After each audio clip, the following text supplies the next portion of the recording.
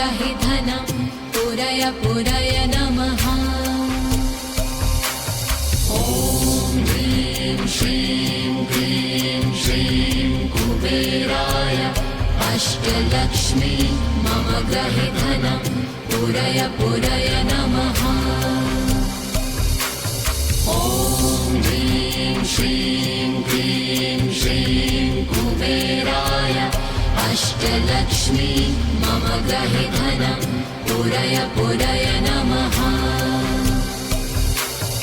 ॐ ह्रीं श्रीं क्लीं श्रीं कुबेराय अष्टलक्ष्मी मम ग्रहे धनं पुरय पुरय नमः।